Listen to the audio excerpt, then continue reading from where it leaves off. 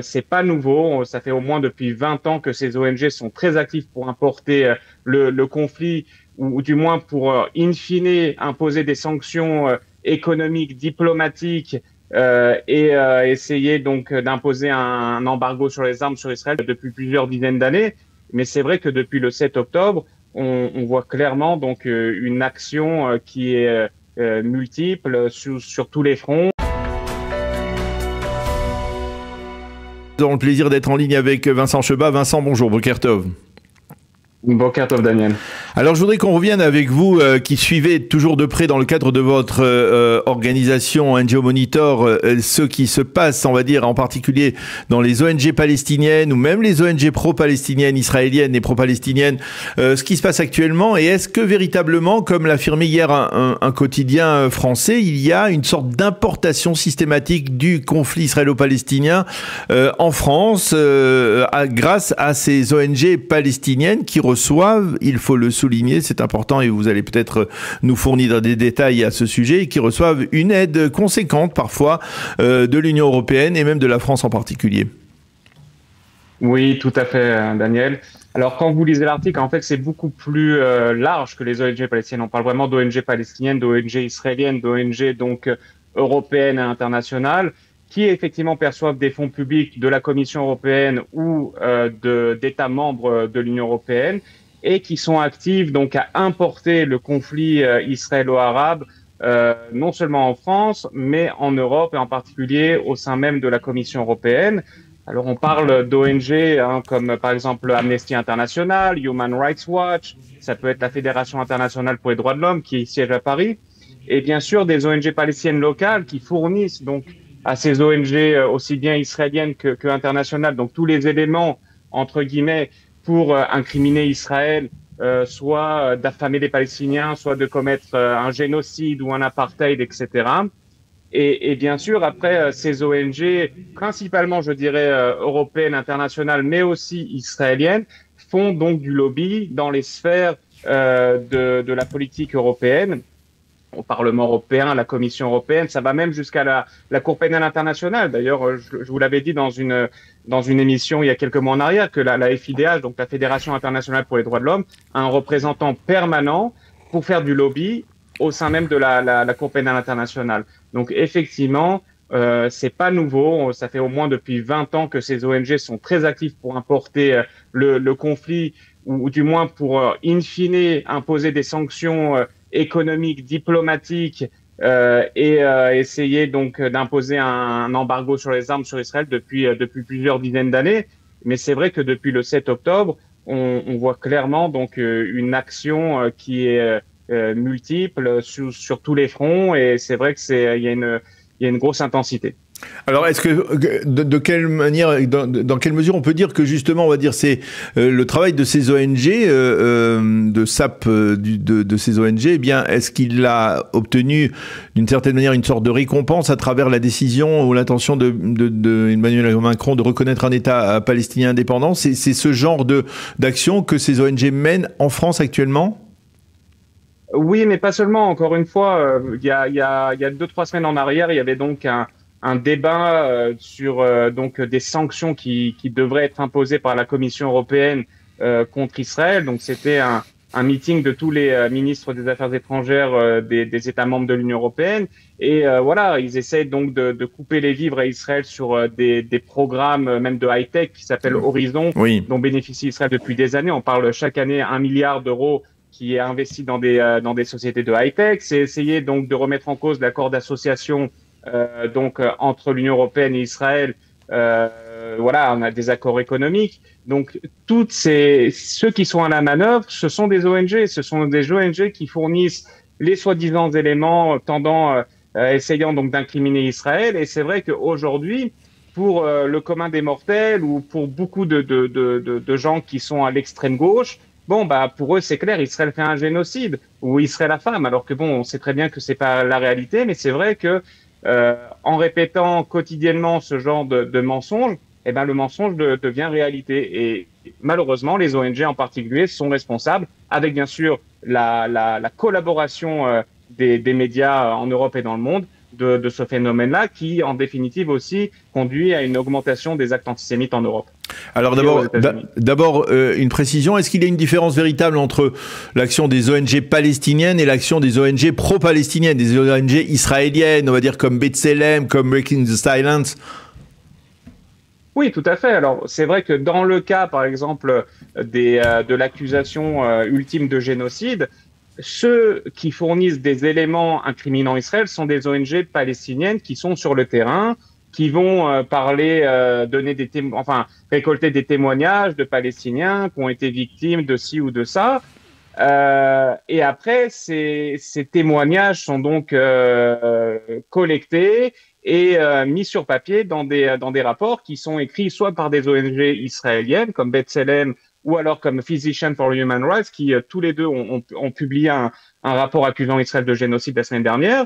Et pareil au niveau international. Après, vous avez des organisations comme Amnesty International, Human Rights Watch, la FIDH, qui reprennent sans vérifier donc ces allégations qui sont émises par ces ONG, mais aussi par des organisations de l'ONU, hein, que ce soit l'UNRWA, que ce soit l'UNICEF, etc. Et c'est comme ça qu'ils en concluent que voilà, Israël est un État d'apartheid qui commet des crimes de masse, qui affame les Palestiniens et qui fait un génocide. Alors la question que l'on se pose bien entendu dans ce genre de situation, c'est qu'est-ce que l'on peut faire? C'est-à-dire, vous, à NGO Monitor, vous faites un suivi, mais c'est certainement pas suffisant et vous n'avez certainement pas les mêmes moyens que dont disposent ces ONG palestiniennes. Comment est-ce que, par exemple, le gouvernement il est sensibilisé face à ce genre d'activité? Est-ce qu'il y a, je vais dire par exemple quelque chose qui me semblerait trivial, mais je ne sais pas, est-ce qu'il y a par exemple à l'ambassade d'Israël à Paris une cellule qui s'occupe de réfuter systématiquement, avec des preuves à l'appui, ce genre d'accusations qui sont portées contre Israël? Oui, bien sûr, bien entendu. Il y a des organisations comme la nôtre. Vous avez, comme vous avez dit, des départements dans chaque ambassade, sûrement. L'État d'Israël essaie de mettre les moyens, mais je dirais que c'est un peu tard aujourd'hui. On essaie de faire au mieux pour essayer de remettre en cause ces rapports. Hein. On prend le rapport de B'Tselem, ils le disent clairement dans je crois que c'était à la page 13, que effectivement, selon la définition internationale du génocide, c'est pas exactement ce que fait Israël, mais on va essayer d'étendre la définition du génocide pour convenir donc au rapport de B'Tselem. Donc c'est écrit noir sur blanc sur leur rapport, et c'est en utilisant donc ce genre d'argument qu'on essaie de contrer B'Tselem ou d'autres organisations. Quelque chose d'absolument surprenant, c'était aussi dans le rapport de B'Tselem qui disait que depuis la création de l'État d'Israël en 1948, Israël crée les conditions pour faire un génocide des Palestiniens. Donc c'est absolument ahurissant que cette organisation qui se dit israélienne, mais qui en définitive travaille essentiellement pour les Palestiniens, et d'ailleurs la plupart de ses employés sont arabes, puisse continuer à être entendue par les diplomates européens, internationaux, et continue de recevoir donc de l'argent de la Commission européenne. On l'a publié il y a quelques semaines en arrière. B'Tselem est aujourd'hui récipiendaire de plusieurs centaines de millions d'euros, de milliers d'euros de la part de la Commission européenne depuis en 2024 jusqu'en 2027. Donc c'est toujours étonnant, et on essaye de réfuter tant bien que mal. Mais c'est vrai que, étant donné que ces organisations bénéficient donc du soutien des médias internationaux, alors c'est très difficile pour nous d'essayer de contester ces affirmations.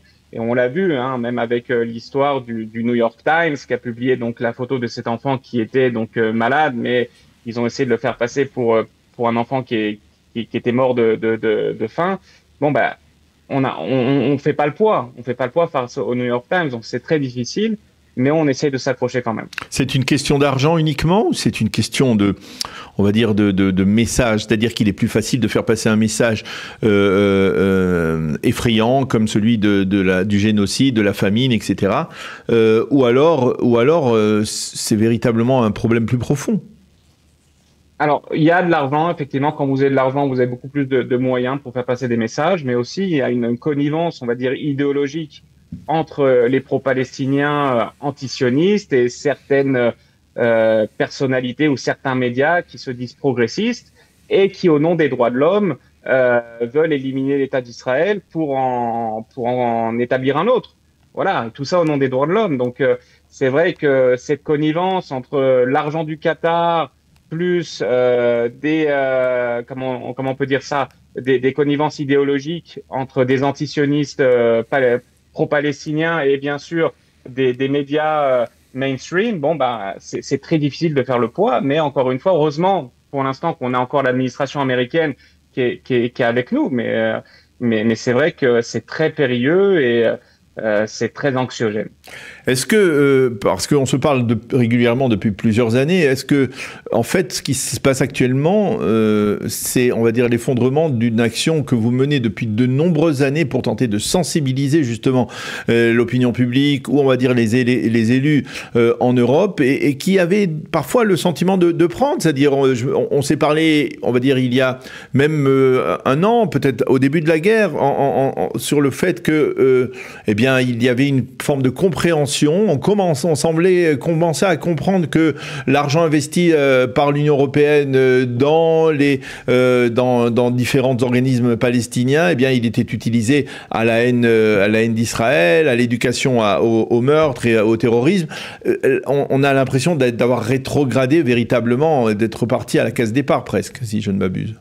Bah, je dirais que tout est un peu politique en fin de compte. Et pire que ça, que la fin justifie les moyens. Donc, aujourd'hui, on va dire c'est-à-dire qu'aujourd'hui, voilà, par exemple, la France, l'Angleterre veulent reconnaître l'État palestinien. Ils sont prêts donc à faire des compromissions énormes, aussi bien sur voilà les manuels scolaires, ça peut être sur le Hamas, etc. Pour éviter, encore une fois, de sacrifier entre guillemets Israël pour créer un État palestinien. C'est un peu ce qui se passe, c'est ce que je ressens, du moins personnellement. Et c'est vrai qu'il y a quelques jours en arrière, il y a eu donc un communiqué qui a été repris, je crois, par un média juif en France, Radio Shalom, où il disait carrément dans la conférence entre Macron et le prince d'Arabie Saoudite que voilà que Israël devait aussi réformer ses manuels scolaires qui oui. tendaient donc à favoriser la radicalisation. Alors on sait très bien que c'est les manuels palestiniens qui sont comme ça, et alors que on sait très bien aussi que l'Europe finance ces manuels scolaires, ils n'ont jamais rien fait, ils n'ont jamais exercé de pression sur l'autorité palestinienne ou sur l'UNRWA pour réformer les manuels scolaires. Par contre, là aujourd'hui, on demande à Israël de réformer les manuels scolaires pour permettre la création d'un État palestinien. Donc c'est vraiment voilà, c'est une situation ubuesque totalement. Mais comment vous percevez l'avenir? Est-ce que d'abord toute cette campagne massive, elle est réversible ou pas? Ou en fait les dégâts qui sont commis sont irréversibles? Parce que c'est vrai que il y a eu plusieurs fois des campagnes, on va dire, de dénigrement d'Israël, et puis au bout du compte, finalement, eh bien, lorsqu'il y a eu des attentats en France ou en Europe, eh bien, on a dit tiens, peut-être qu'on devrait écouter un petit peu plus ce que disent les Israéliens. Est-ce qu'il y a une possible, ça vous semble réversible ce genre de situation actuelle? Alors peut-être de manière provisoire, c'est-à-dire qu'on prend le cas. Voilà, pas plus tard qu'il y a 48 ans en arrière, lorsque les vidéos des otages ont été publiées par le Hamas, le djihad islamique, et on a vu ces otages ressemblant à des personnes sortant des camps de la mort. Alors effectivement, ça provoque une émotion au sein donc des chancelleries européennes, et on voit un message un peu plus dur face au Hamas, mais c'est ponctuel. Et à vrai dire, dans la situation où on est aujourd'hui, je suis très pessimiste et je pense que les pressions vont s'accentuer contre Israël, les pressions économiques, diplomatiques, avec menaces d'embargo sur les armes, etc. Je suis assez pessimiste pour les prochains mois à venir. Et il restera, on va dire, deux options à Israël, on va dire les plus extrêmes. C'est soit, on va dire, retourner à la période pré 7 octobre en disant comme si le 7 octobre n'avait pas existé, donc on se retire de tout Gaza et on permet une reconstruction de Gaza à l'identique avec les tunnels et des milliards et des centaines de milliards de dollars investis à Gaza. Ou alors, situation qui serait donc incompatible avec la moralité d'Israël, ça serait d'abandonner nos otages pour éviter, encore une fois, que le Hamas ne se réarme. Donc, je suis très pessimiste pour les prochains mois à venir. Mais bon, il faut espérer. Oui, il faut espérer, ça c'est effectivement important de le souligner, effectivement, espérer, mais en tout cas peut-être aussi essayer d'agir, et d'agir peut-être au sein du gouvernement pour qu'il donne les moyens justement de lutter, parce que on a parlé plusieurs fois ces derniers jours avec soit des influenceurs, soit des gens qui sont des spécialistes de la communication et qui tous disent que effectivement le gouvernement israélien a un peu négligé d'une certaine manière, y compris pendant cette guerre, et y compris ces derniers mois, on va dire la campagne de la guerre des images, la guerre des médias, et ça c'est peut-être regrettable. Ah, tout à fait. Et d'ailleurs, je crois que c'était Gilad Erdan qui était donc ou qui est encore le représentant d'Israël aux États-Unis, donc l'ambassadeur. Je crois qu'il disait il n'y a pas longtemps en arrière que voilà, la Hasbara, la communication était tout aussi importante que l'avion F-35. Et si en Israël on n'a pas encore compris ça, donc on est vraiment dans un gros problème. Et effectivement, au niveau donc de la communication, on a 2 ou 3 guerres de retard. Et quand on fait face à un tsunami médiatique comme on le voit aujourd'hui, alors c'est très difficile de pouvoir même riposter. Eh bien, Vincent Cheba, merci beaucoup de nous avoir éclairé donc sur ce point-là important de l'implication des ONG palestiniennes sur le conflit, bien entendu, et leur impact sur le conflit et l'importation du conflit en France en particulier. Merci beaucoup d'avoir été avec nous ce matin. Je rappelle que vous êtes le directeur du département francophone au sein d'NGO Monitor, qui fait justement donc un travail important de suivi de l'activité de ces ONG en particulier. Merci beaucoup, Vincent. Bonne journée, bonne continuation. Merci, à bientôt. Daniel.